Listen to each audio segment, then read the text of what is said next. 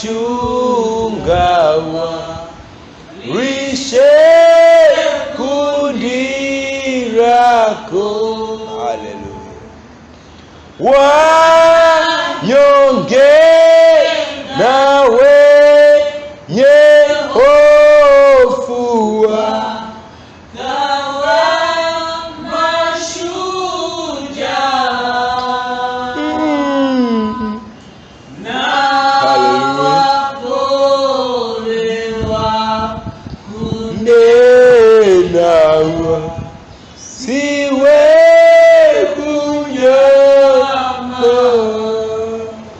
hata leo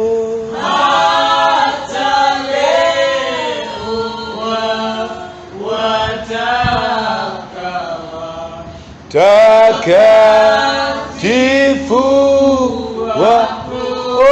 nawe Bwana, nawe wauliza tena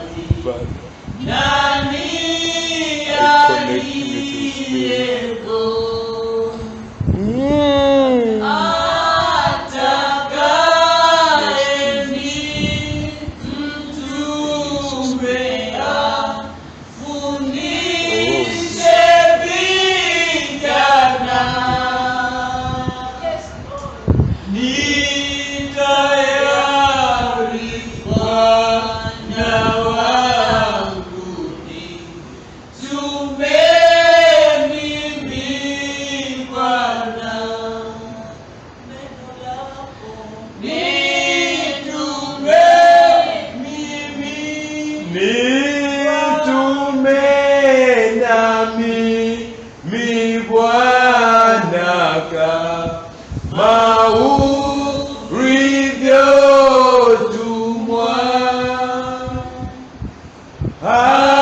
Habari ya msamaha na dhambi kutubiwa.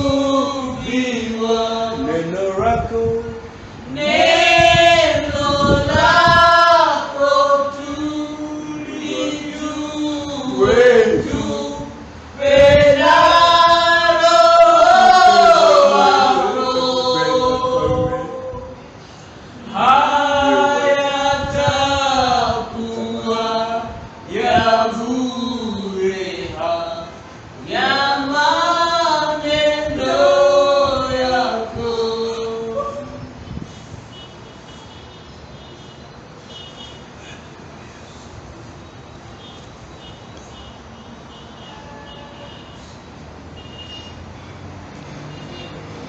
the word of God says,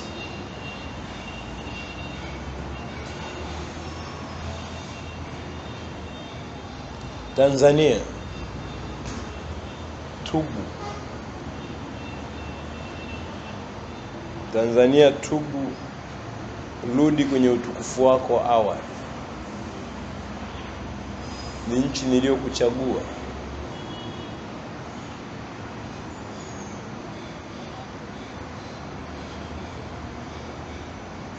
Nalikusudia kuinua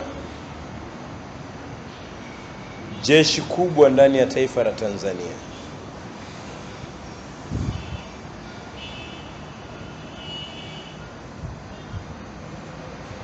Macho ya Bwana yanatembea kule na kule kumtazama mtu aliyeko tayari ndani ya Tanzania, ambaye atapenda kulibeba neno la Mungu kama lilivyo, bila kuchukuliwa na upepo.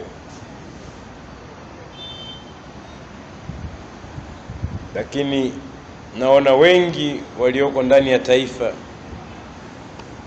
pesa na maisha vinawatoa kunako mapenzi ya Bwana. Kwa hiyo Tanzania, tubu, rudi katika utukufu wako wa mwanzo. Naomba upige magoti. Tunaiombea taifa letu sasa.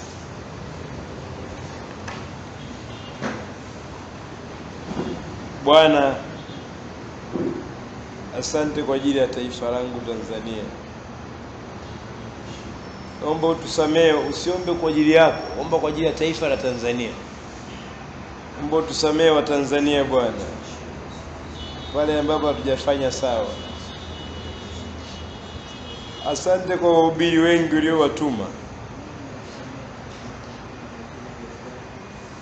Asante kwa sisi sote ambao tunakutumikia Bwana. Lakini maisha ya dhambi kwa wahubiri yamekuwa kitu cha kawaida Tanzania.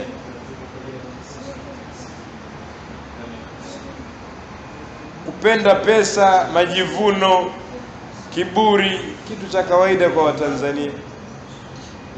Baba, naomba utusamee.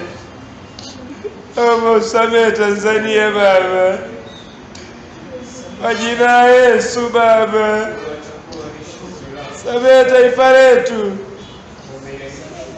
samee taifa letu. Tubebe injili yako,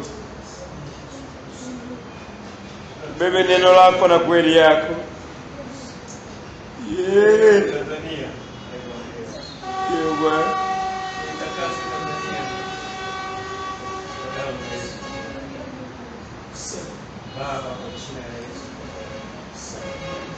Damu yako Yesu inanena mema.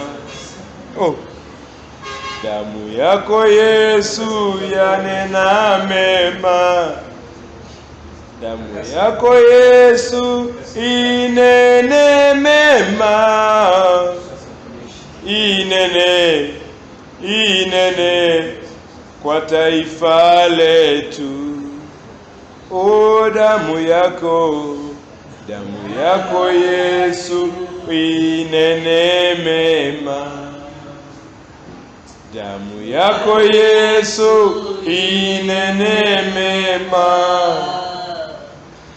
Damu yako Yesu inene mema.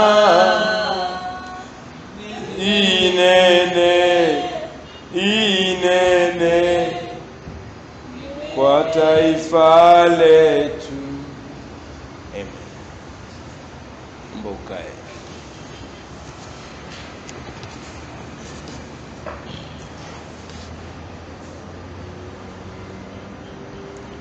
Naomba tusome kitabu kile cha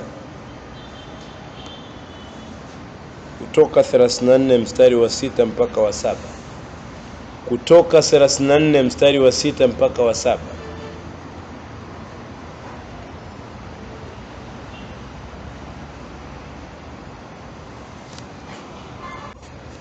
Bwana akapita mbele yake akatangaza, Bwana, Bwana, Mungu mwingi wa huruma, mwenye fadhili, si mwepesi wa hasira, mwingi wa rehema na kweli, mwenye kuonea huruma watu elfu, mwenye kusamehe uovu na makosa na dhambi, wala si mwenye kumhesabia mtu mwovu kuwa hana hatia kamwe. Mwenye kuwapatiliza watoto uovu wa baba zao na wana wao pia, hata kizazi cha 3 na cha 4.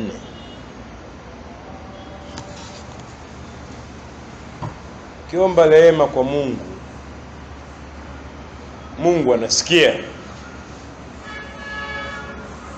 Mungu wetu ni Mungu mwingi wa huruma, ni mwingi wa fadhili, ni mwingi wa upendo, si mwepesi wa kukasirika. Amejaa huruma na kweli. Haleluya. Rehema bure na neema, samana tulipewa, ndipo alipo tufungua kwa Kalvari. Ninatangaza kufunguliwa kwa taifa la Tanzania, kwamba Mungu ameisamehe Tanzania na msamaha wake ni bure. Leo ni siku ya upatanisho. Bwana anatangaza upatanisho mpya. Tumeingia majira mapya. Tangu tarehe 1 yani tarehe ile ya 18 usiku mpaka leo, Bwana anatangaza kuikubali Tanzania kwa upya, kufanya kazi na Tanzania, kuujenga ufalme wa Mungu Tanzania, kuruhusu maajabu ya Mungu kutokea ndani ya taifa hili. Hili ndilo tangazo la Bwana kwa ajili ya taifa letu. Anakwenda kuinua watumishi wapya, na anakwenda kuinua watumishi ambao ni watoto sana, wanakwenda kutembea na nguvu za Mungu haijapata kutokea. Na neno hili ndilo naolisikia saa hii ninavyoongea, kwamba hata watoto wachanga anakwenda kuwaweka alama, kwamba atawatumia kwa ajili ya mambo makubwa ya taifa hili. Atawatumia katika nyanja za elimu na nyanja za injili, na wote atawapeleka shule, watakuwa na viwango vya juu, watabeba utukufu wa Mungu. Tanzania Bwana ameikubali, Tanzania Bwana ameipenda. Haleluya! Piga magoti, piga magoti. Ribasakaria papaya yendelele mosekeri papaya nde. Asante Bwana kwa ajili ya taifa letu Tanzania. Yerebo sekeria papaya ndo rimama yeketaria maya kasakaria tetete. Asante Bwana kwenda kutembele. Asante Bwana, maana vijana wanakwenda kutembea na jina lako na nguvu zako. Ikariama sekeri hapa yande ori mama ya kasike yerere nderere nderere nderere yerere yerere. Yes Jesus. Na kuabudu, na kuabudu, na kuabudu Bwana, na kuabudu, na kuabudu, na kuabudu Bwana, na kuabudu, na hebu punga mikono mbele za Bwana. Kuabudu, na kuabudu Bwana, na kuabudu, na kuabudu, na kuabudu Bwana. Moyo wangu umeamua kukuabudu wewe, moyo wangu umeamua kukuabudu wewe, moyo wangu umeamua kukuabudu wewe, moyo wangu umeamua kukuabudu wewe, moyo wangu umeamua kukutumikia wewe, moyo wangu umeamua kukutumikia wewe, moyo wangu umeamua yererererere, moyo wangu mimi yerere mosantaria yanderere bosa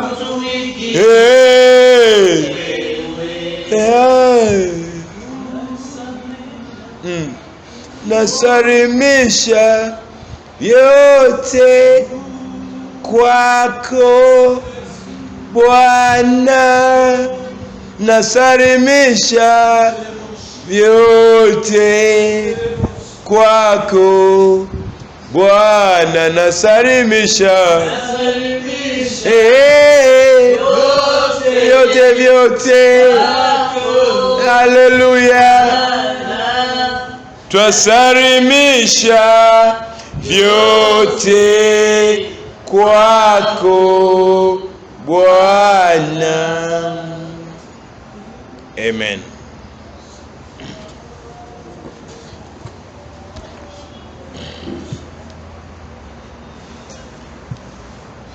Bwana anasema sitafanya jambo lolote popote nisipowafunulia watumishi wangu manabii siri yangu. Jambo hili ndilo ambalo Bwana anakwenda kulifanya Tanzania. Nchi hii itakuwa ni mfano wa kuigwa kwa injili duniani. Tanzania inaenda kuingia katika ramani ya dunia. Yaani wahubiri wengi duniani watakuja kujifunza Tanzania. That is the message of the Lord. Keep that in your mind. Bwana Yesu apewe sifa. Kwa atusherekei sherehe hizi kama sherehe za 8-8. Atusherekei hizi sherehe kama sherehe za Mei Mosi. Tuna celebrate kiroho sana. Iko faida kubwa ya kusherekea ungekata ya kusherekea kutoka Rosh Hashana mpaka Yom Kippur. Manake ni upatanisho. Nina 100% kwamba ninyi Mungu amekwisha kuwasamehe dhambi zenu zote. Na ninatangaza kwa mamlaka niliyopewa kwamba Bwana amesema atakuwa rafiki yenu kuanzia leo. Bwana atakuwa rafiki yako. Kwa hata atakapojitokeza kwenye maono atakuja kama rafiki. Hata kuja kama adui. Hata kuja kukuonesha ubaya wako, atakuja kukuonesha uzuri wako. Tunaingia kipindi ambacho anakwenda kufanya mambo ambayo jicho lako halijawahi kusikia, macho yako hayajawahi kuona, wala moyo wako hujawahi kuwaza kwamba Mungu angeweza kufanya. Kwa sababu sasa Bwana anafanya na rafiki yake. Sema amina. Sema amina kubwa. Sema tena amina. Sema tena amina kubwa. Ndio, na mji mkuu ule mji mkuu wa watakatifu unaoitwa Yerusalemu ulioko mbinguni, nafasi yako imeshaandaliwa tayari. Yaani pameshaanza kueleweka utakaa wapi. Maana jina lako lilifutwa katika ule mji, lakini sasa jina lako limerejeshwa katika ule mji tena kwa upya. Na Bwana atakaposhusha ule mji huku duniani, maana kitabu cha Ufunuo kinasema ataushusha, atakuja kukaa nasi huku miaka 1000, yakifunikwa maovu yote, tutakaa watakatifu peke yake. Miaka 1000 tukikaa na Bwana. Na wewe utakuwa mmoja watakaosherekea. Sema amina. Sasa ujumbe wenyewe ni huu. Tumeanza kipindi kipya. Tumeanza majira mapya.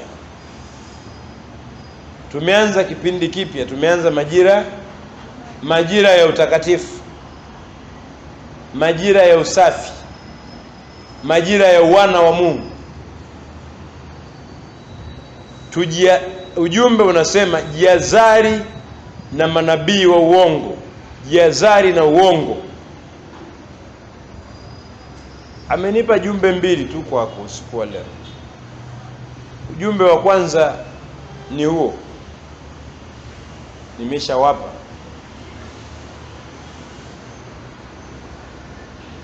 Jihadhari na manabii wa uongo.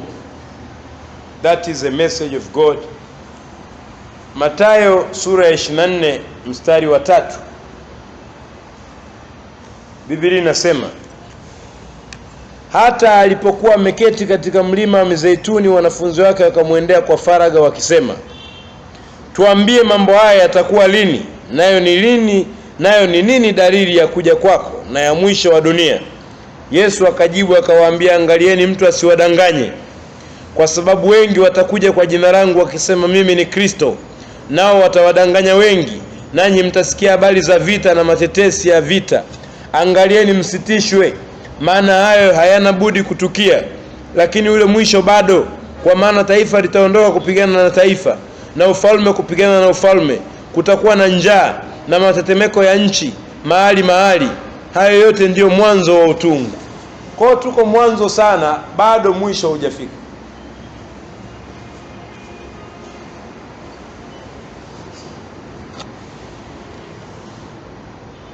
Naongea ujumbe wa Bwana, sihubiri, sifundishi.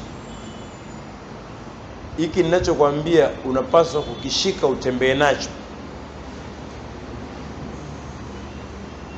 na Bwana atakuzingatia usikivu wako.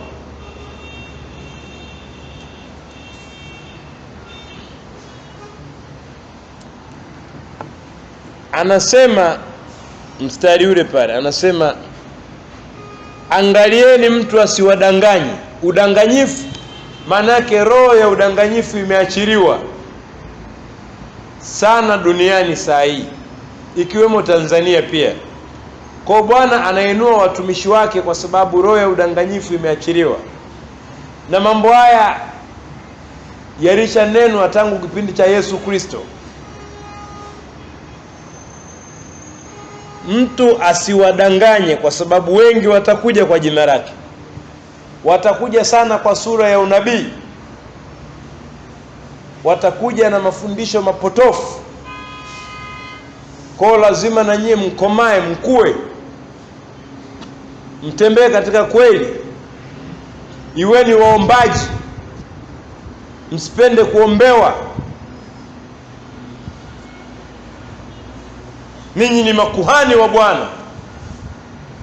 Huo ndio ujumbe niliopewa. Pazia la hekalu lilipopasuka, sio kuhani peke yake ndo, sio mchungaji peke yake ndo anaingia kwa patakatifu patakatifu. Kila mmoja anaingia kupitia Roho Mtakatifu, na tunapenya anga kwa anga kupitia damu ya Yesu Kristo.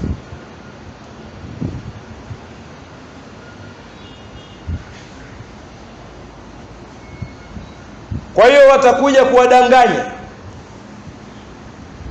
Leo utaenda pale, leo utaenda pale, leo utaenda pale. Sisi kwetu tunasema, Bwana, neno lako litaishi na hatutadanganyika nao manabii wa uongo. Akasema, mtasikia habari za vita na matetesi ya vita. Angalieni msitishwe. Ndio maana niliwaambia msiwe waoga. Kisikia vita msiogope. Havitawagusa watu walio na jina la Bwana. Vitawagusa wao waliomkataa Bwana. Kwa maana taifa litaondoka kupigana na taifa. Hayo mtakapoyaona msishangae. Nyakati hizo tunaziendea.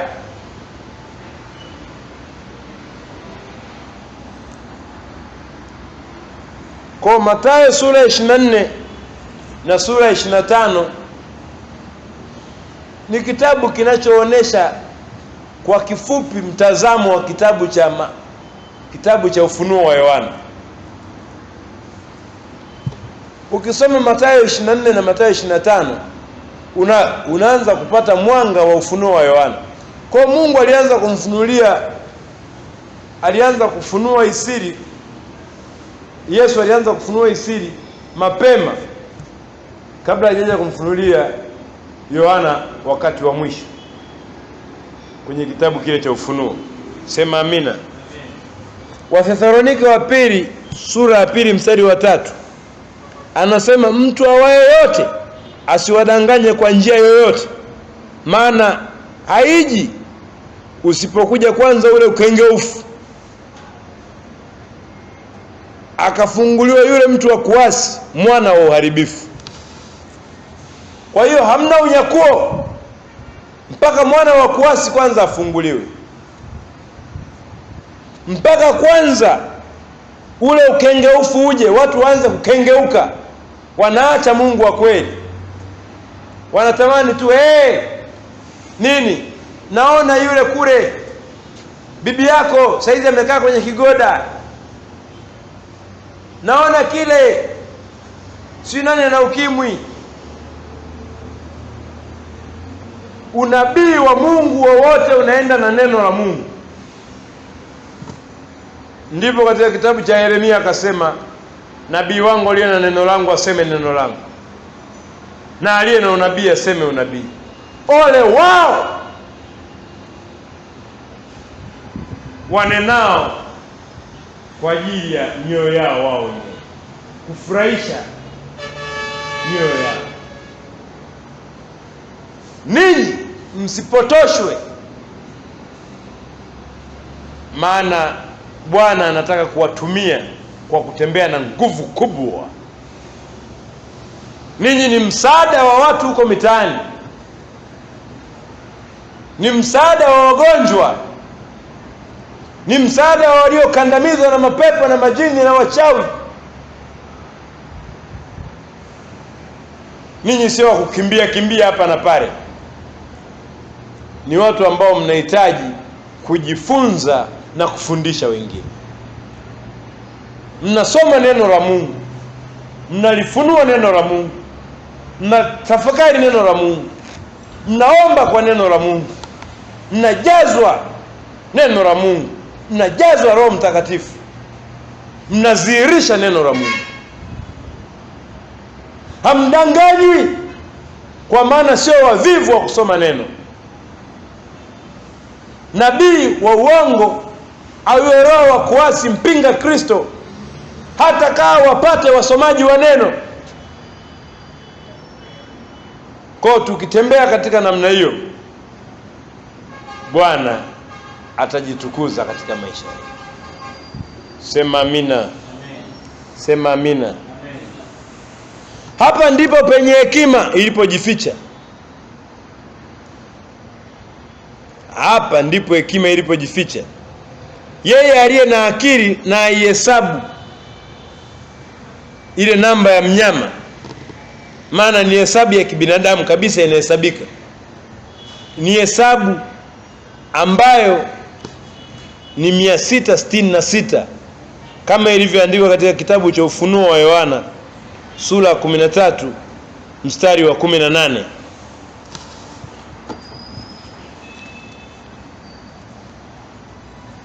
Sio mbaya kuisoma, maana mnataka kutomasi. Anasema hapa ndipo penye hekima, penye aliye na akili na hesabu ya mnyama huyo, maana ni hesabu ya kibinadamu na hesabu yake ni 666. Kwa hiyo hekima imejificha hapo, sio kuombewa, ni kusoma neno, kusikiliza fundisho ambalo unalipima. Maana alisema zipimeni kila roho, pimeni kila unabii. Sio mnashangilia tu amen amen. Sio wakati wa kukimbia huu. Wanatakiwa watu wenye hekima ya Mungu, watu waliojaa neno la Mungu. Mungu anataka wewe ujae neno lake. Mungu anataka wewe ujae hekima yake, ujae maarifa yake, utembee na uwepo wake.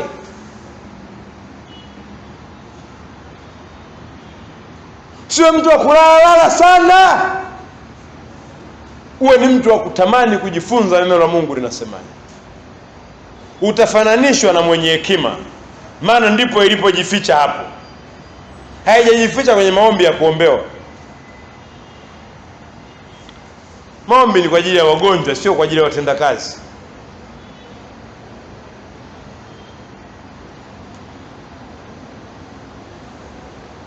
Ndio maana tulifunga siku 10 kupatana na Bwana ili tupate ujumbe wa kutembea nao.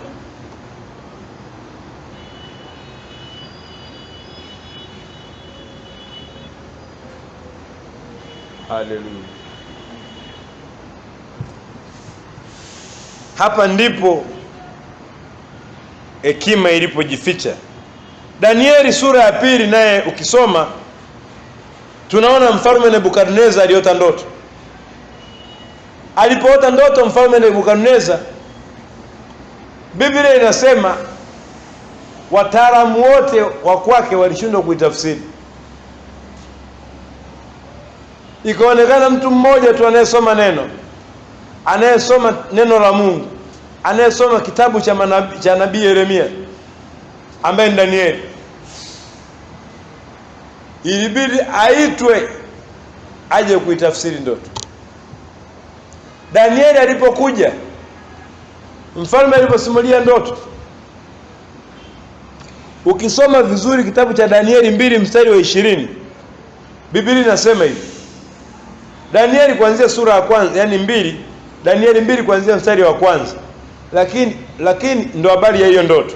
Lakini mstari wa 20 Danieli alijibu hivi, akasema, na lihimidiwe jina la Bwana Mungu milele na milele, kwa kuwa hekima na uweza ni wake. Hakujibu ndoto kwamba hii ndoto maana yake nini na hii na hii na hii. Alizungumza kwamba hekima inatoka kwake, uwezo unatoka kwake.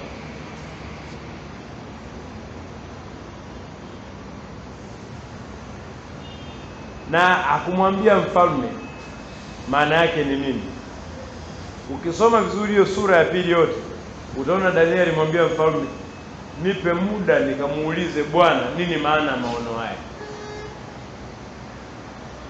Nipe muda nikamuulize Bwana. Ndio hiyo tabia yako. Mtu akikusimulia ndoto usielewa maana yake, usimdanganye tafsiri yake. Mwambie subiri tumuulize Bwana, au kamuulize Bwana mwenyewe. Usiseme ngoja nikasome kitabu cha tafsiri za ndoto kilichoandikwa na wahubiri. Hekima iko kwenye kitabu cha tafsiri za ndoto. Kamuulize Bwana kama Danieli alivyofanya. Huo ndio ujumbe ambao Bwana anataka utembee nao siku ya leo. Tembee nao katika msimu mpya tuliouanza. Anataka kuinua jeshi litakalo simama mbele za Bwana. Sema amina. Mungu pekee ndiye ana hekima ya kutosha. Na Mungu anatupa sisi hiyo hekima ili tuweze kufunua siri ya yule roho wa kuasi, yule roho wa uasi, mpinga Kristo. Kwa yeye ameficha ile hekima yake kwenye mambo ya computer science, computer engineering. Leo maroboti yanafanya kazi. Afu wana wa Mungu wanasali hawaelewi chochote kuhusu robotics. Someni artificial intelligence, ndo kozi za kusoma. Sio lazima uende chuo kikuu. Online hata kwenye Google soma, kuna kozi ziko Arizona courses. Online kozi ya free course artificial intelligence. Au upate ufahamu kidogo.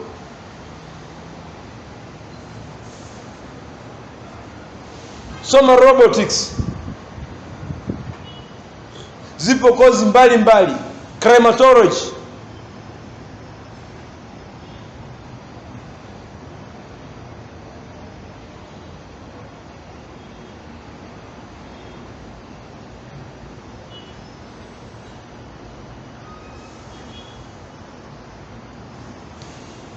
Kwa sababu ndio njia mpinga Kristo atakayotumia.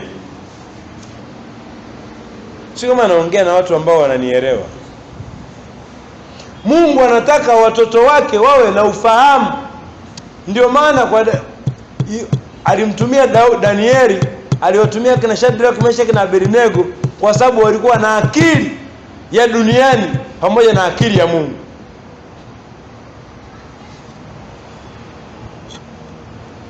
Kama unataka kuyafanya maisha yako yamtumikie Kristo, kama unataka maisha yako uyatoe kwa Bwana, basi ni kuombe tu, shule usikimbie. Mungu hapendi wahubiri, watumishi, washirika wajinga. Mungu hana furaha nao, kwa sababu wanadanganywa kirahisi na watumishi wa shetani. Unapopata ufahamu na elimu, yule roho wa kuasi akija ni rahisi kumpambanua. Sema amina. Kwa sababu hiyo mwezi wa 11 nitawaambia tarehe itakuwa lini, tutaanza kozi maalum ya Biblia ambayo mtu ukimaliza unapewa cheti na matokeo kabisa na transcript, unapewa certificate, unapewa na statement of results, unapata distinction, unapata siji hapa second, si row second, si supplementary. Sema amina. Ndio hii kulitengeneza jeshi la Bwana lenye hekima iliyopatikana kupitia kujifunza, tunawatengenezea msingi. Ndio maana mimi mnaniona muda mwingine hamnionaji, wiki kadhaa napotea na kazana kusoma, sababu najua Bwana anapenda watu walio na ufahamu.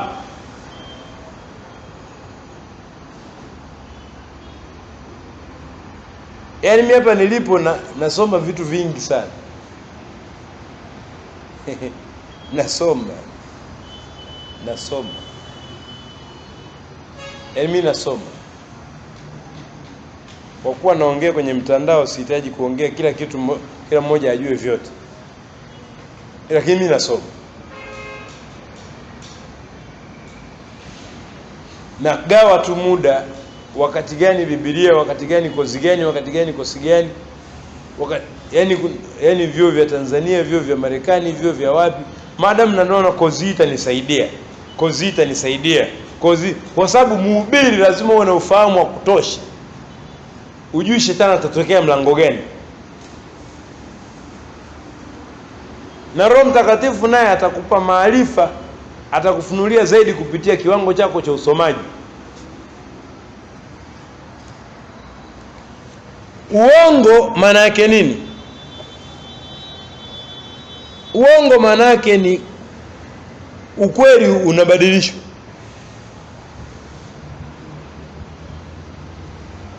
Maana yake uongo unajitokeza sana kwenye mtindo wa maisha na kwenye tabia.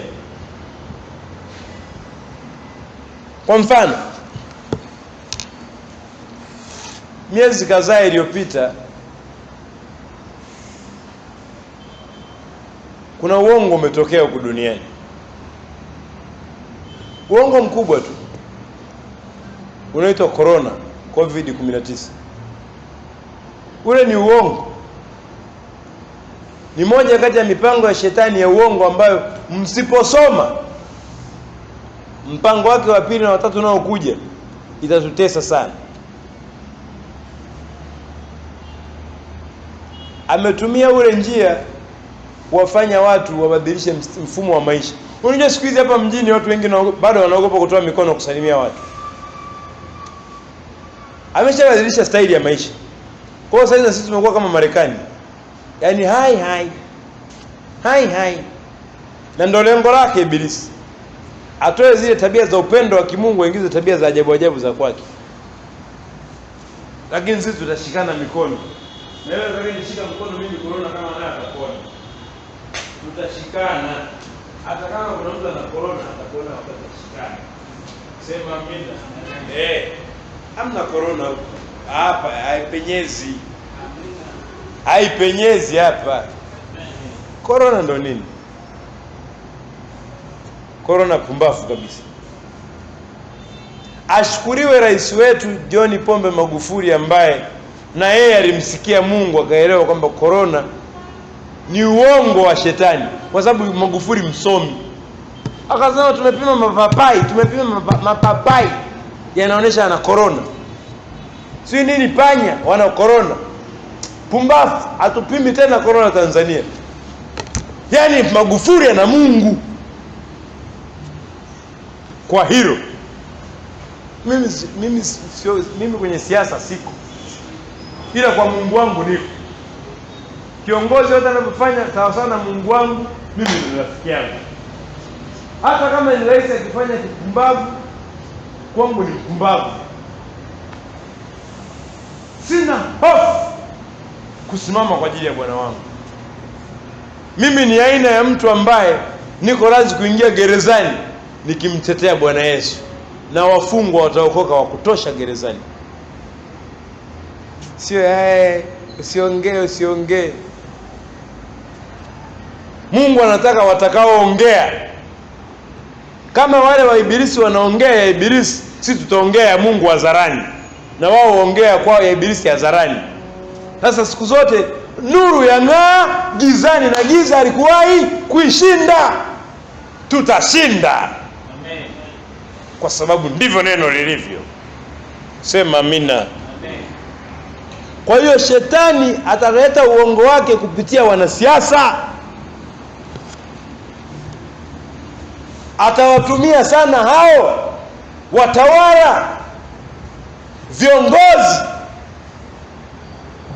Naomba ujumbe musikilize sana, sio mahubiri. Si ubiri hapa, natoa ujumbe wa Bwana. Naomba mjue tofauti kati ya ujumbe na mahubiri. Hatujaje kuhubiri, tulihubiriana jana. Ndio Bwana, nakusikia.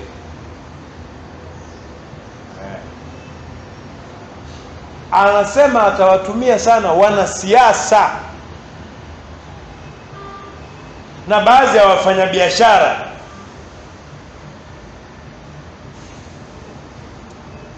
Ndivyo watakaotumiwa sana na ibilisi kudanganya umma. Halo. Bwana Yesu apewe sifa. Ukisoma kitabu kile cha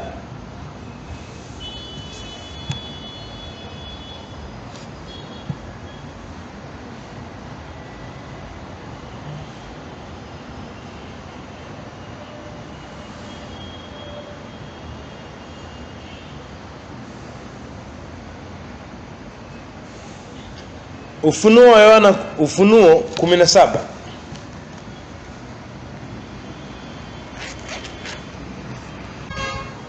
mstari wa 12 mpaka ule wa 13,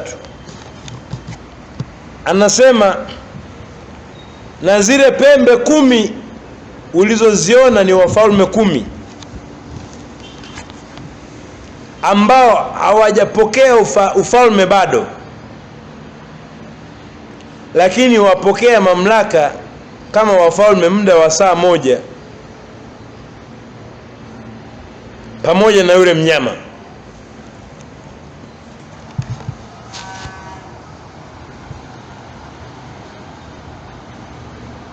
Kuna nchi 10 huko duniani zitakabidhiwa kwa shetani kwa udanganyifu. Shetani atawadanganya na wafalme wake 10 wataingia kwenye mtego wake. Aidha kama mfalme, akawa rais, akawa waziri mkuu, watasaini mikataba ya New World Order.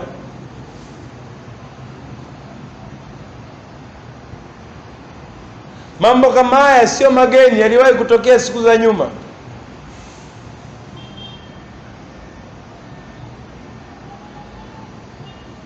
Watakaposaini ile mikataba, maana yake mkuu wa hizo nchi atakuwa ni shetani mwenyewe, mkuu wa giza.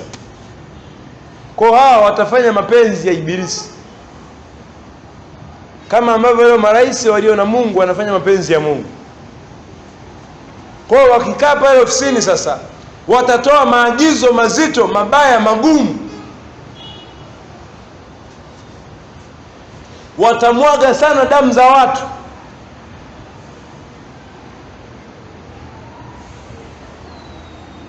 Watafanya unyama na ukatili wa kila namna, maana sio wao, ni ile roho ya mpinga Kristo iko ndani yao. Kazi yake yenyewe ni kumwaga damu.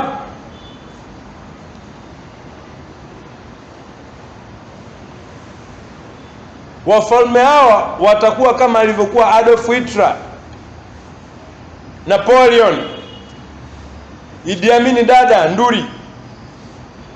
Ni mfano wa wafalme hao 10 watakaojitokeza siku za usoni, ukiwa bado uko hai. Maana ni ujumbe wa Bwana niliopewa. Kwa tuendelee kuombea kazi ya Mungu, tuendelee kufundisha watu. Ndio maana naongea na wewe kwa uchungu, ili ya kuingie uweze kusimama kama Mkristo thabiti. Wewe ukielewa, walio nyuma yako pia wataelewa. tutakuwa watu tunaotembea kama Wakristo wa kweli, sio Wakristo wa jina. Bwana hana sababu ya kufungua makanisa mengine kututuma tuanzishe huduma kama hana ujumbe wa kutupa kutembea nao kwa watu. Liko jambo linahitaji lirekebishwe.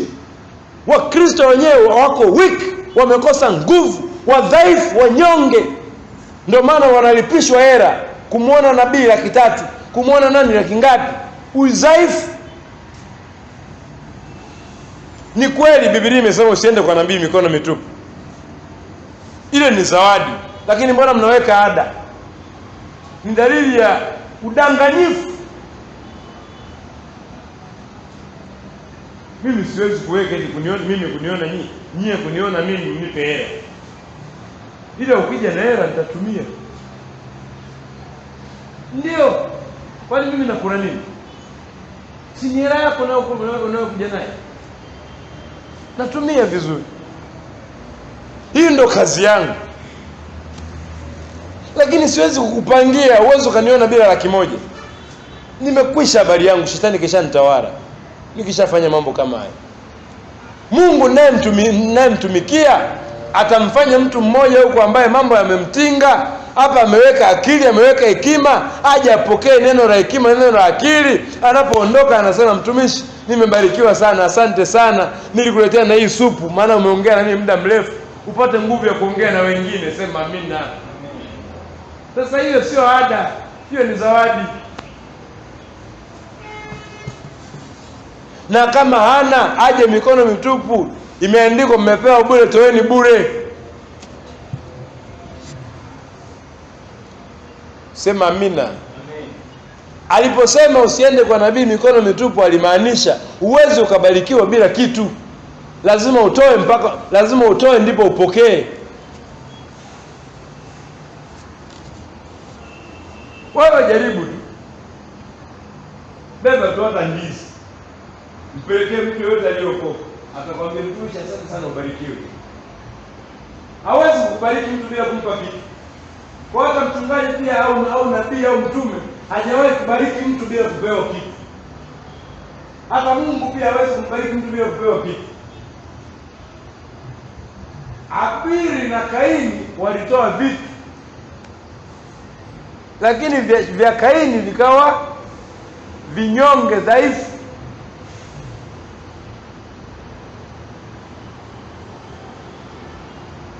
Sema amina. Amen. Anasema ukitenda vema utapata kibali. Kwa hiyo hao viongozi hao watajitisha kwa shetani, watasababisha matatizo, kama tunavyosoma pia Danieli 7:5. Ufunuo wa Yohana na Danieli zinafanana sana. Jambo kama hili Mungu pia aliwahi kulifunua kwa Danieli. Anasema, natazama mnyama mwingine na wa pili kama dubu, na naye aliinuliwa upande mmoja, na mifupa mitatu ya mbavu ilikuwamo kinywani mwake katika meno yake. Wakamwambia mnyama huyo hivi, inuka ule nyama tele. Unasoma mstari vizuri. Anasema, natazama mnyama mwingine wa pili kama dubu, naye aliinuliwa upande mmoja, na mifupa mitatu ya mbavu ilikuwamo kinywani mwake. Manake huyu roho wa uasi, mpinga Kristo, atakuja kama kwa roho ya udanganyifu. Atawadanganya wafanyabiashara hawa, atawadanganya wanasiasa, viongozi wa mataifa mbalimbali. Sasa wakisha wadanganya, wataanza si mmekubali, wamesaini mikataba yao, wataanza sasa kuwapa masharti ya kumwaga damu za watu.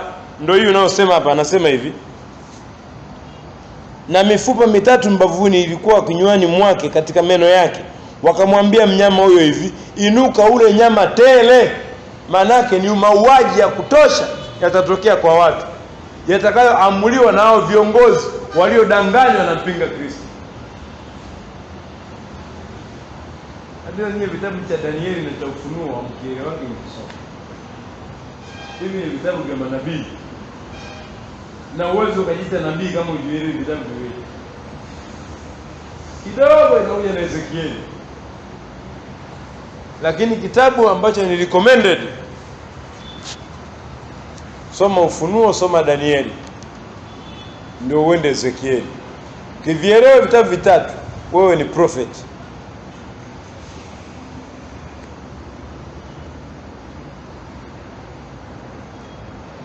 Unajua watu wengine wanafikiri hiyo tuko ibadani vile ninavyosema, labda naona mtu mmoja pale anauma tumbo, naona siku na mtu hapa si anatokwa na damu, anafikiri ndio unabii. Ile ni karama ya unabii. Ile unaweza ukafanya yeyote wakati wowote. Kuna tofauti kati ya ofisi ya unabii na karama ya unabii. Ofisi mpaka haya mambo uyameze na Mungu akufafanulie, that is your office. Sema amina. Amen. Kwa hiyo sisi tuna kazi ya kumwambia Mungu hapana. Tunataka wale akina Adolf Hitler, akina Napoleon, akina Hitler, akina Alexander the Great wasijirudi tena huko duniani. Amen. Amen. Sema amina kubwa. Amen.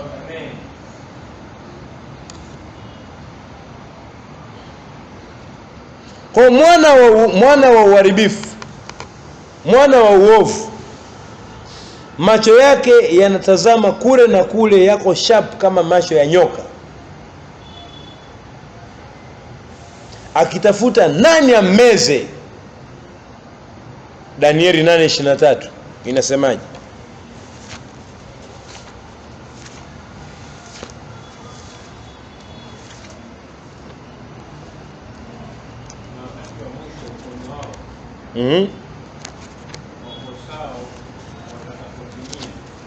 Ndio.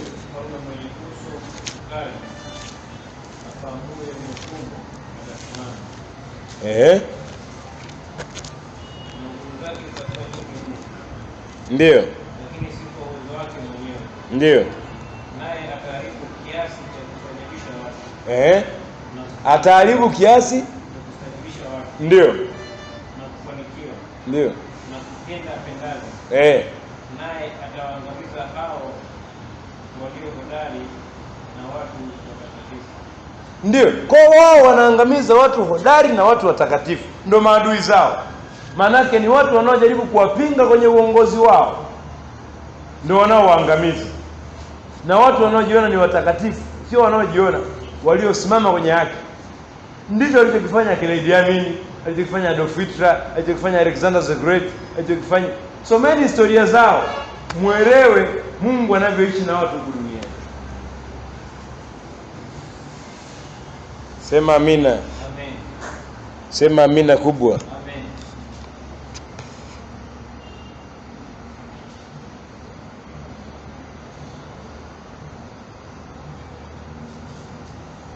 Sasa baada ya maneno yote ya ujumbe ni upi sasa? Neno la Bwana linasema, Bwana Yesu anataka tuinuke, tusimame, tufanye kile ambacho Mungu anataka tufanye. Let the brave arise, yani watu wenye akili wainuke. The mighty arise, those bold arise, watu walio na ujasiri wainuke. Tokeza pale na pale, tumia akili yako kumdhihirisha Mungu.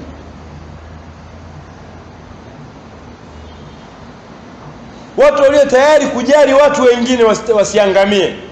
Inukeni, tafuteni uso wa Bwana, tafuteni nguvu za Bwana, mtakeni Bwana na nguvu zake, naye ataonekana kwenu.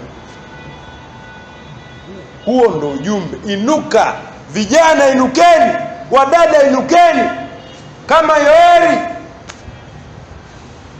2:1 inavyosema. Raise up, arise. and stand for your God. Simameni kwa ajili ya kazi ya Injili. Sababisheni watu waokoke. Sababisheni watu wamjue Mungu. Sababisheni watu watubu. Sababisheni watu watoke kwenye njia zao mbaya. Geuzeni mioyo ya watu wamjue Bwana wa mabwana. Huo ndio ujumbe wa Bwana kwako, ili watoke kwenye kudanganywa na yule roho zidanganyazo zilizoinuka na zile zinafungua makanisa.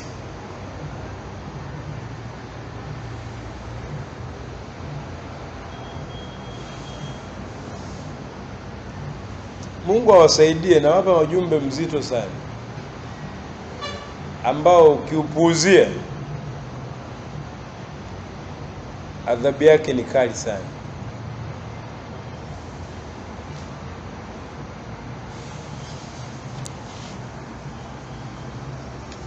Acha mtu mmoja aseme Bwana nainua mikono yangu. Naomba usimame hapo ulipo. Kama ni mmoja wa walio tayari kuinuka kutembea na kweli ya Mungu, mwambie Bwana, I surrender to you. I surrender to you, my Lord. Use me. Nitumie kwa ubora wako. Tumie kwa nguvu zako. Nisihamasishwe na kuhimizwa. Nitumie. Ni wewe sasa, sikuongozi tena, nishatoa Bwana anataka nini? Wewe ndio unaonesha kiu yako moyoni mwako. Ongea na Mungu wako. Sijasema mnongoneze, ongea naye. Ndio maana tumejitenga hapa. Bwana, katika huu uvuvio nitumie Bwana zaidi. Nitumie kuyatenda mambo makuu. Ndiyo Bwana wa utukufu. Ndiyo Mungu mwenye nguvu. Bwana, kanisa litumie. The church. Jeshi la Bwana liinuliwe Bwana. Yeye shika upanga. Bibi harusi. Mmezoea kuomba maombi. Kwa kama baba amekwambia nenda Charinze kafanye kitu fulani, ukimaliza hiyo kazi nakupa zawadi ya nyumba hii au uwanja au gari hii. Haya wanangu, mko 6 hapa. Nani ataenda? Mwenye shauku atakwambia tu, baba bibi. Nenda bibi baba. Na wewe mwambie Mungu wa mbinguni, Bwana nitumie mimi, niko tayari nifanye jeshi lako, nimalishe, nivishe silaha, niko tayari kuingia vitani kupambana, niko tayari Bwana, niko tayari Yesu, twende pamoja. Mimi ni nuru yako, ni moto wako, ni nguvu yako. Nenda mbele za Bwana, jioneshe. Rama sakayenda kusikita. Bwana nitumie mtumishi wako Bwana. Niko tayari, ndio Bwana. Niko tayari kwa jeshi lako Bwana. Niko tayari kwa jeshi lako. Niko tayari, nitumie Bwana. Nitumie kwa mambo makubwa. Nitumie kuibeba kweli yako. Nitumie kubeba kweli yako, kuipeleka kwa watu wako kwa utukufu wa jina la Bwana. Riandere goseketa ya papa yangu. Inamasa kalia papa ya ndere burusa. Ndio Bwana. Nitumie. Yekelebo santaria kuriando. Rindelebo santaria kuriko rukuta. Yes, Jesus. Rekese ya papa yangu. Rekasa kurianda. Ndio Bwana. Ndio mfalme wa wafalme. Amen. Bwana Yesu apewe sifa. Katika safari hii tunavyoiona ni safari ya washindi.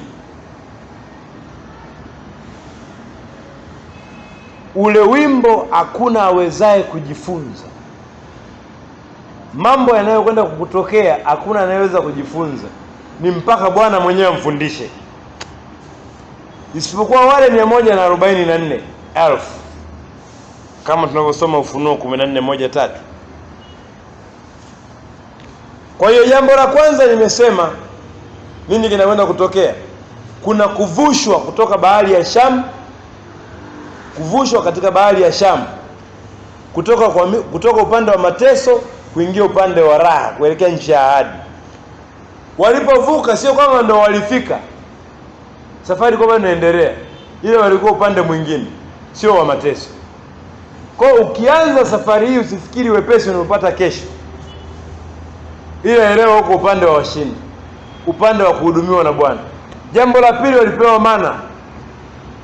Maana yake Bwana hata kupungukia chakula.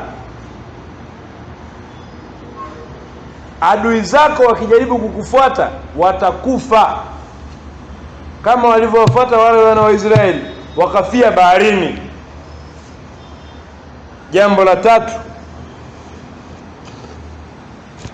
utukufu wa Bwana utakufuata siku kwa siku wakati unavyozidi kusafiri, kusonga mbele. Mchana utaongozwa kwa wingu, usiku utaongozwa kwa nguzo ya moto.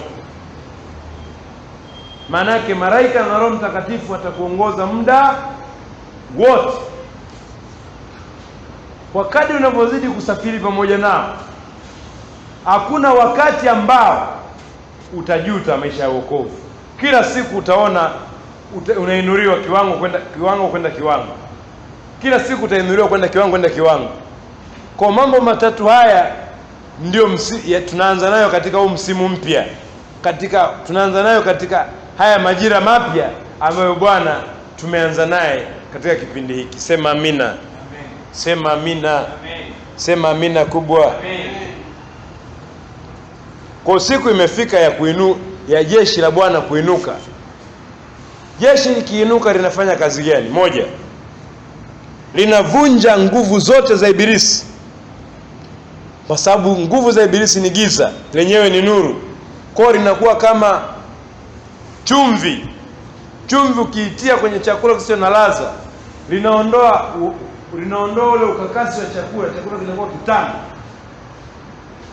Sisi ni jeshi la Bwana, tunakwenda kusonga mbele kuvunja kazi zote za Ibilisi. Bwana atainua watu wengine ambao hapa hawapo ninaoongea nao, wataisikia hii sauti kwa wakati wao. Saa ile wanaisikia watatoa machozi. Watakapotoa machozi, Roho wa Bwana atawaingia tayari. Jambo la pili, jeshi la Bwana ni kuzivunja kazi za Ibilisi zilizojificha mahali pasiri. Kuna kazi za Ibilisi zilizofichika sana, yaani hata ufunuo haufanyi kazi, ila wewe ukipita tu ukitembea zinavunjika. Kuna ofisi ukikanyaga inavunjika. Leo nawaambieni, kama kuna mahali unatamani kufanya kazi, kuajiriwa hapa, wewe ndani ya wiki hii au ijayo, nenda mahali pale, funga siku ya kwanza, pili, ya tatu, mwambie Bwana naenda. Fika kwenye zile ofisi, weka bonyeze lift, kapande juu, ushuke chini. Nenda kwa lugha mpya, tumelapo usakariani tena usiku. Unaenda na shida floor ya 6. Rama sakariani, unarudi floor ya 5. Karibu usakariani tena usiku.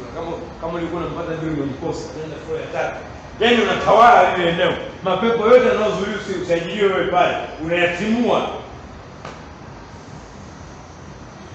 Atakayefanya atanipa ushuhuda. Maana sisi ni jeshi la Bwana.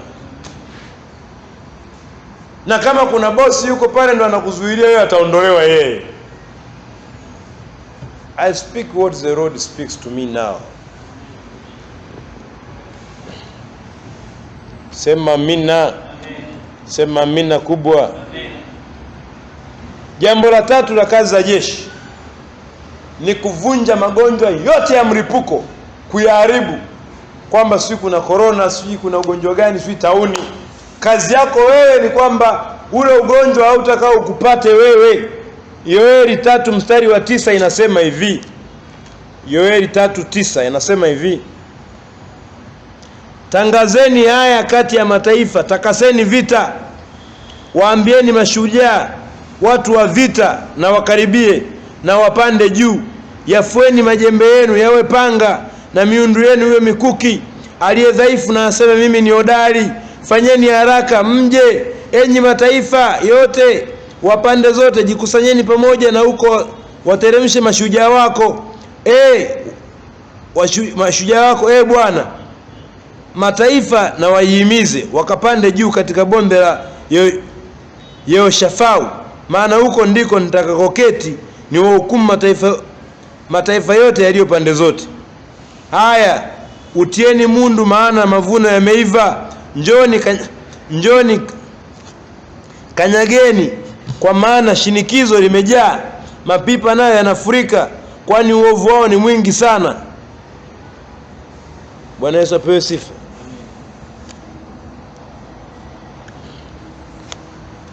Ukisoma Ufunuo wa Yohana 19 mstari wa 14, Biblia inasemaje?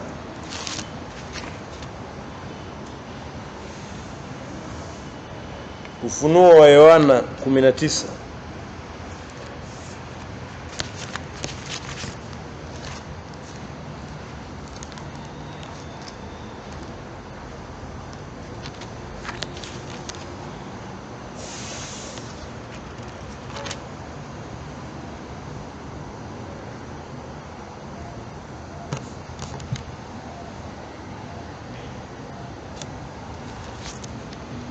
naanzia 11. Anasema, kisha nikaziona mbingu zimefunuka, na tazama farasi mweupe, naye aliyempanda aitwaye Mwaminifu wa Kweli, naye kwa haki ahukumu na kufanya vita.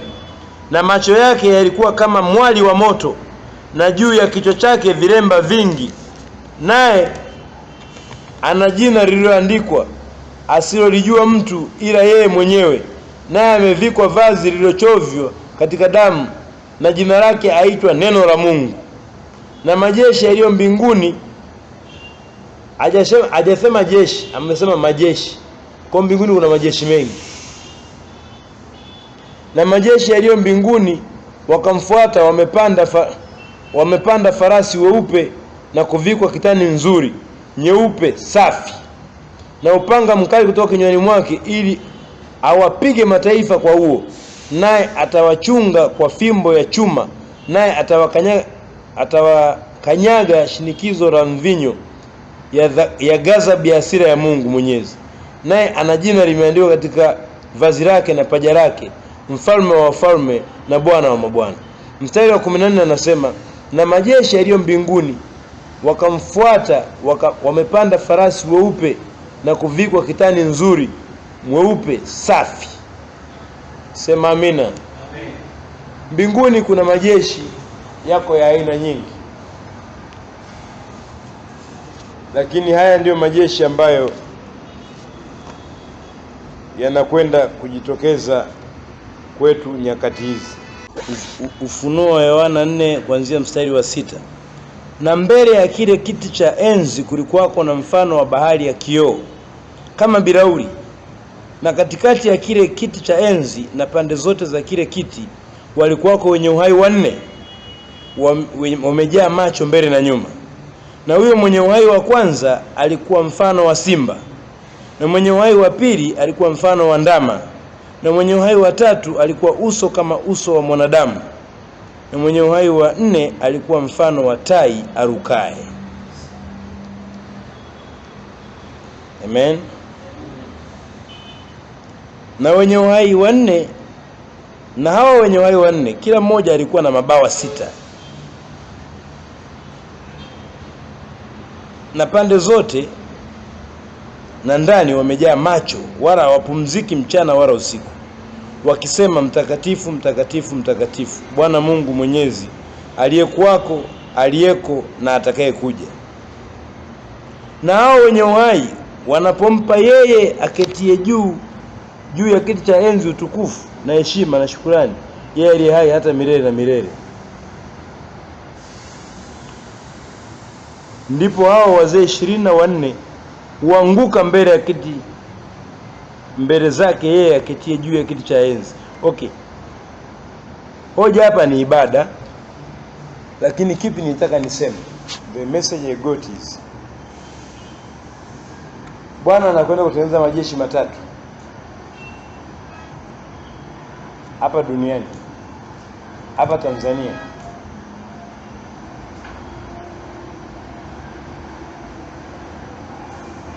Jeshi la kwanza ni jeshi la Simba.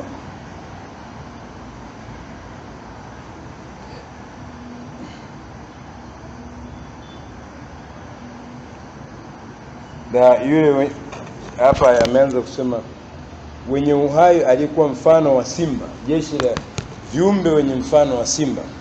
Manake kutakuwa na watumishi wa Mungu hapa Tanzania ambao wana nguvu za Mungu sana.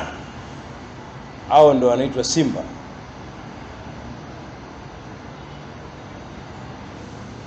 Jeshi la pili, hili ni jeshi la ndama.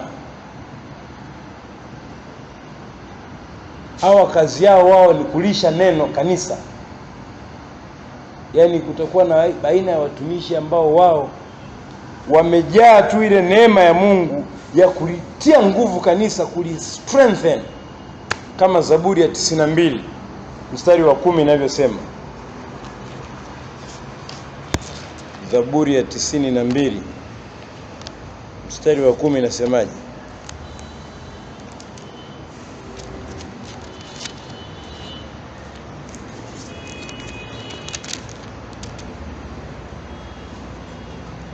Bali pembe yangu umeinua kama pembe ya nyati, nimepakwa mafuta mabichi.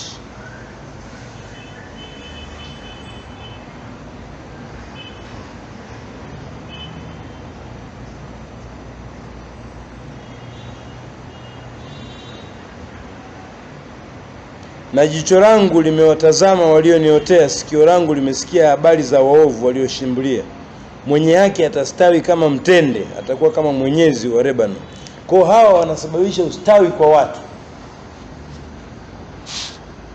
Amen.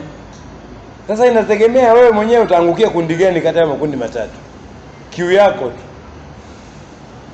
Kuanzia watoto wadogo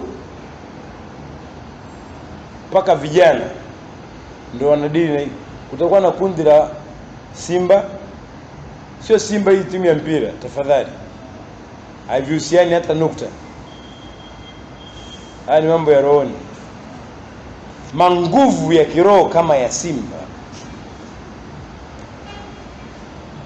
Kwa lugha nyingine tunasema hao ni mitume.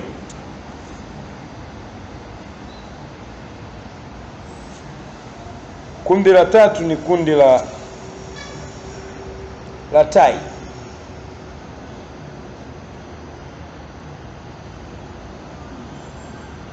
Hawa ndio watakao lisababisha kanisa lione vitu ambavyo hajawahi kuona hata siku moja. Nikisema kanisa simaanishi la kwetu tu la Good Vine. Kanisa ni Wakristo wote walioko duniani. Ndio linaitwa nini? Haijalishi nasari kanisa gani. Vitu ambavyo havijawahi kufunuliwa watalionyesha kanisa.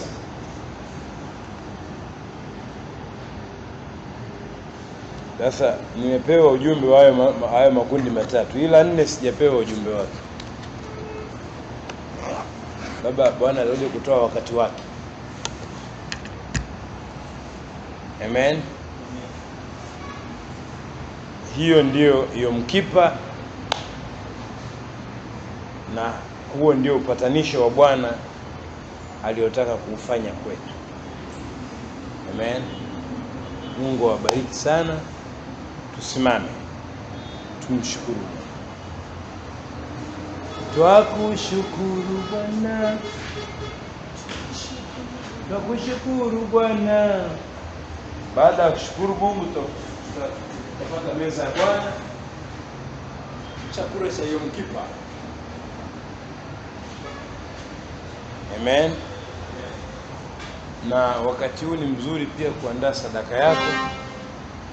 Sasa tunaimba wimbo wa kumshukuru Bwana. Sema Bwana Yesu, asante, asante. kwa mambo haya yanayokwenda kutukia katika msimu mpya.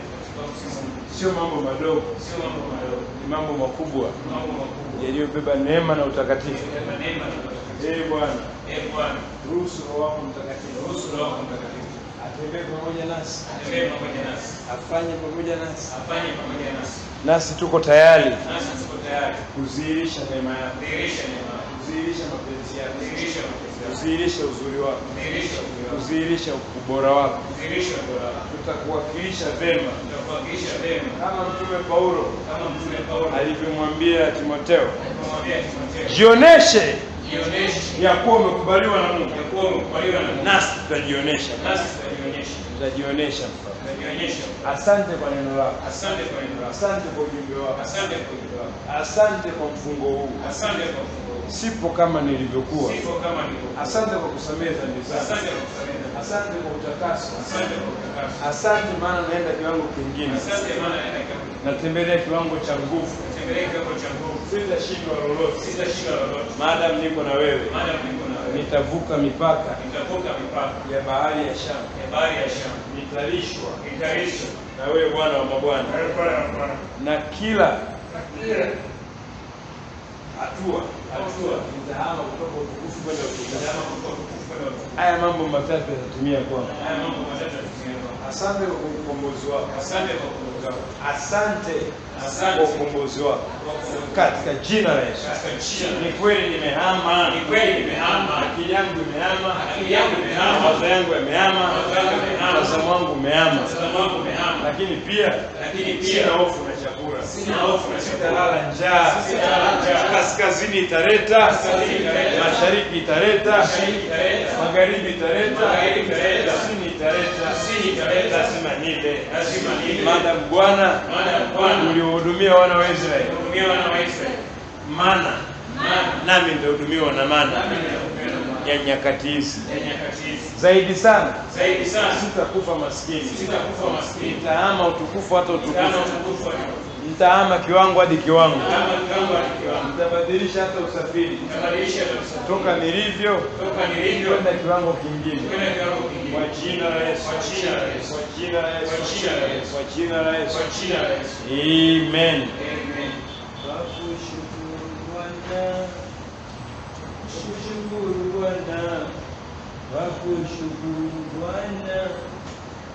Wakushukuru Bwana, maana wema wako ni mkuu sana. Maana wema wako kwetu ni mkuu sana. Twakushukuru Bwana, twakushukuru Bwana, twakushukuru Bwana, twakushukuru Bwana, maana wema wako kwetu ni mkuu sana. Maana wema wako kwetu ni mkuu sana.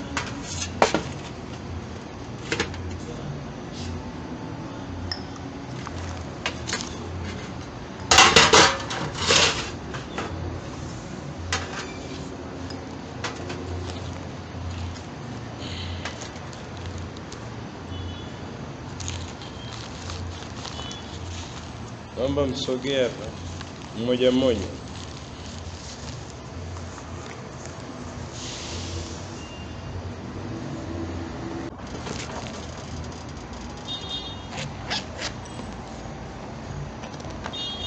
Bwana Yesu apewe sifa. Nitakuja kuwafundisha kwa kina ndani ya meza ya Bwana kuna kitu gani. Kwa kina sana, sio kidogo. Kuna vitu vingi sana vinavyofanyika mtu anapokula meza ya Bwana, lakini leo sio siku yake. Acha tuyaongee tu yale machache ambayo yatatuongoza kuila hii meza ya Bwana. Amen.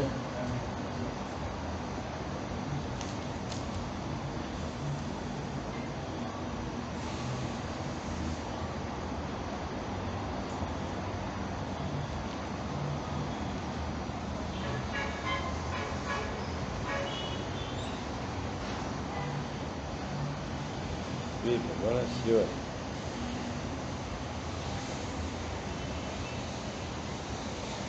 Basi Wayahudi walishindana wao kwa wao wakisema, awezaje mtu huyu kutupa sisi mwili wake ili tuule?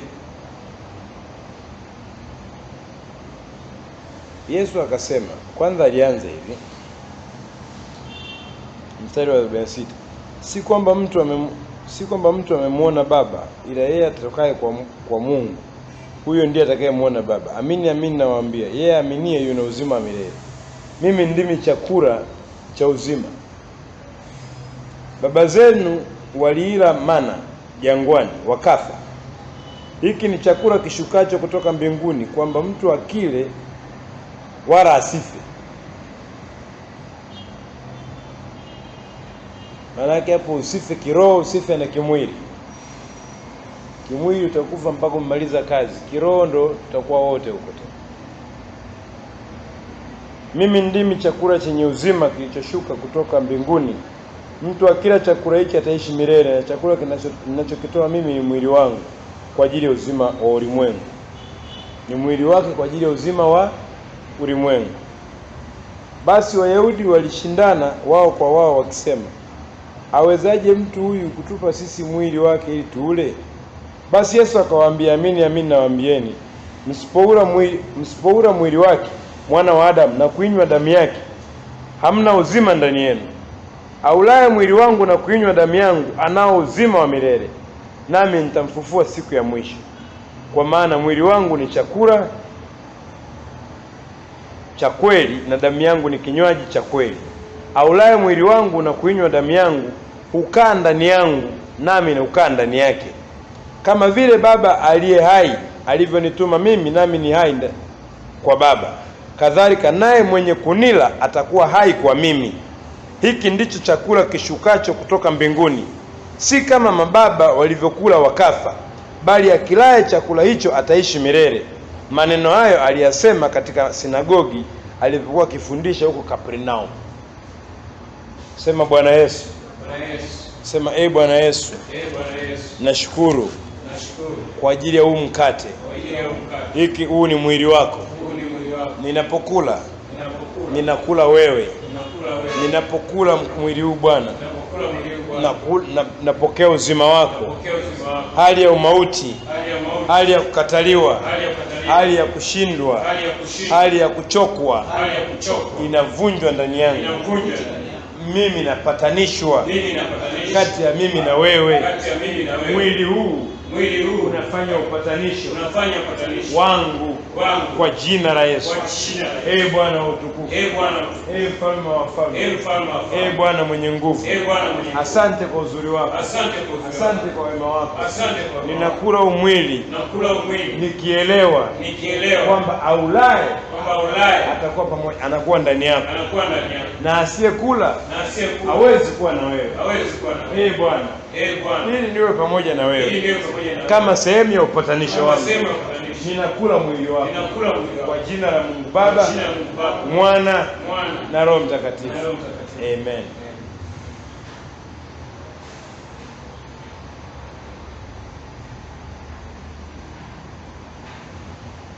Kila mmoja achukue meza yake, mvinyo wake, au watembezee tu kwa mmoja achukue.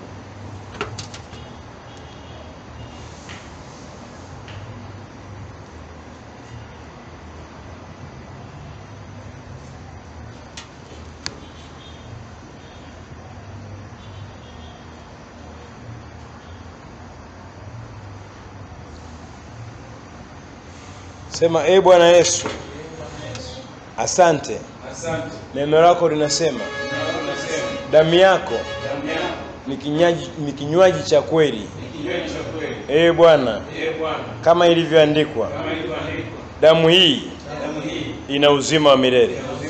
Inaondoa virusi, inaondoa bakteria, inaondoa magonjwa, kila hali ya ufu na uharibifu tumboni mwangu, mwilini mwangu, kwenye mfumo wa msukumo wa damu inaondolewa.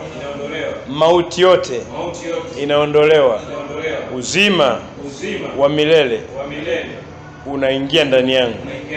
Bwana, na kunywa meza hii ya damu yako kwa ajili ya uzima katika jina la Yesu. Kunywa.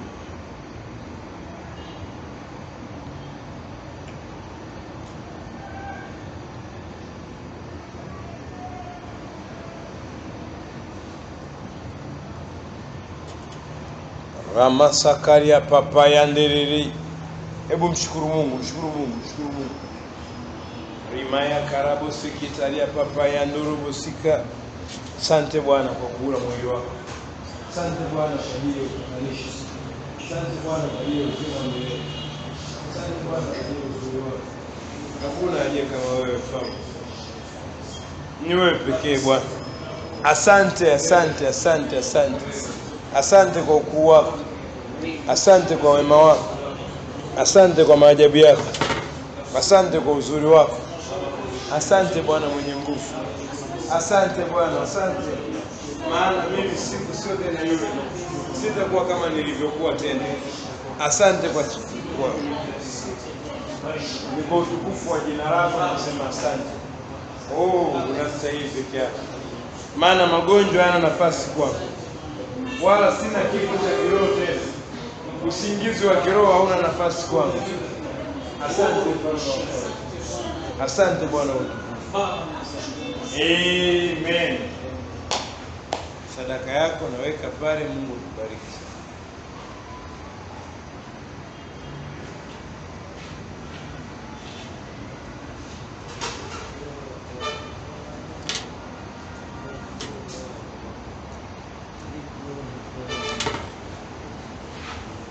Haleluya.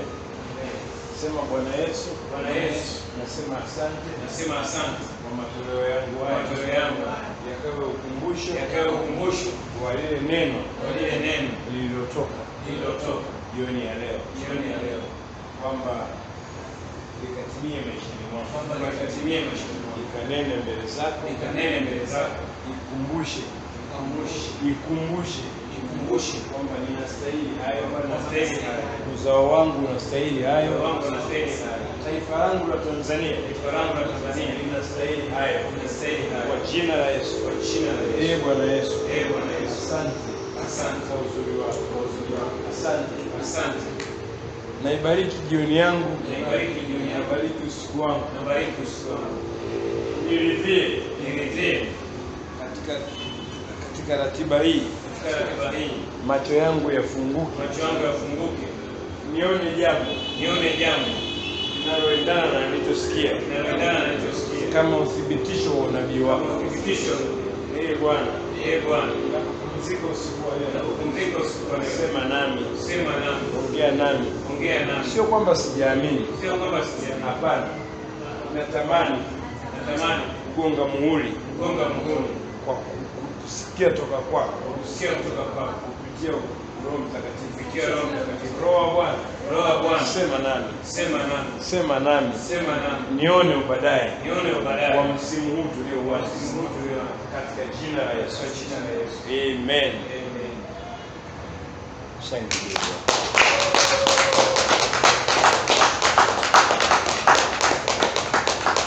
Tuseme neema ya Bwana wetu Yesu Kristo na upendo wa Mungu Baba na ushirika wa Roho Mtakatifu milele. Amen. Mungu awabariki.